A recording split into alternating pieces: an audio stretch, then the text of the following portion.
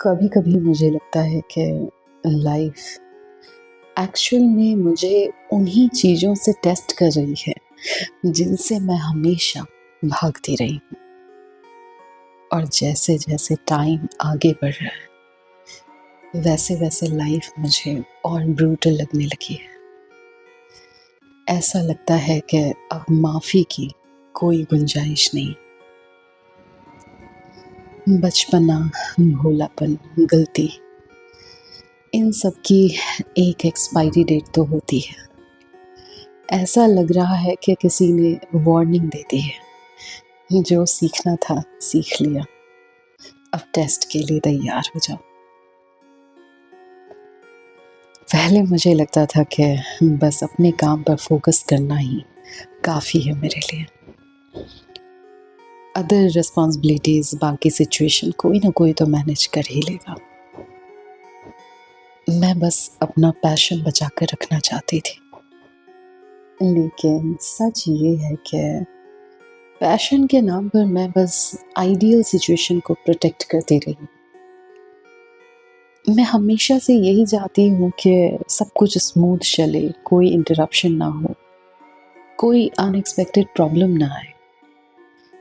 और मैं तो ये तक मानने लगी थी कि मैं अपना बेस्ट तभी दे पाऊंगी जब सब कुछ परफेक्ट होगा। लेकिन रियलिटी एक दिन इसी तरह हिट करती है आपको। रियल लाइफ को परफेक्ट अरेंजमेंट से कोई मतलब ही नहीं है।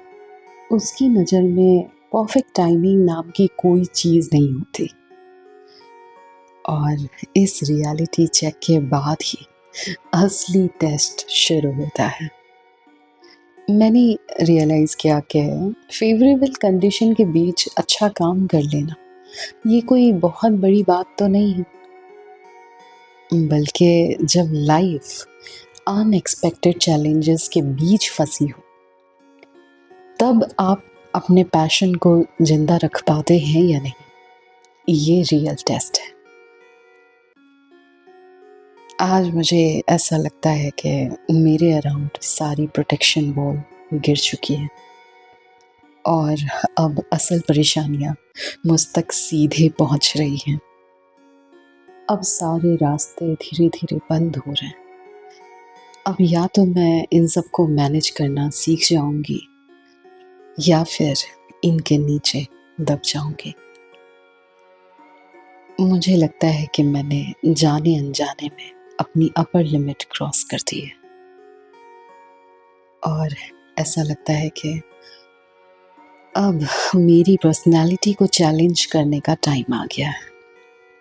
मेरी पर्सनालिटी में कुछ बहुत कमज़ोर और बहुत इमोशनल धागे हैं जिन्हें सिर्फ सिलने से काम नहीं चलेगा, उनकी पूरी नई बुनाई करनी पड़ेगी। मैं मेंटल टफनेस और मेंटल स्ट्रेंथ के बारे में भी काफ़ी सुना है मैंने, लेकिन अब शायद पहली बार उनको प्रैक्टिस कर रही हूँ। अब तक मैंने अपने आप को इतनी बार ज़मीन से दोबारा खड़ा किया है कि ऐसा लगता है कि ये जो मेंटल स्ट्रेंथ है ना, मेंटल मसल मेरी सबसे मजबूत मसल में से एक बन चुकी है। मुझे नहीं पता कि अगले 5 साल में मेरी लाइफ कैसी होगी, लेकिन 5 साल बाद अगर मैं अपने ओल्ड वर्जन से अगर कुछ कहना चाहूँ तो वो यही होगा कि तुम्हारी इंस्टिंक्ट सही है, डरो मत, तुम कर लोगी। अभी तुम्हें सब डरा रहे हैं, अलग अलग सिचुएशन के थ्रू तुम्हारा टेस्ट कर रहे हैं। अगर तुम बस डट कर खड़ी रही तो तुम जीत जाओगी।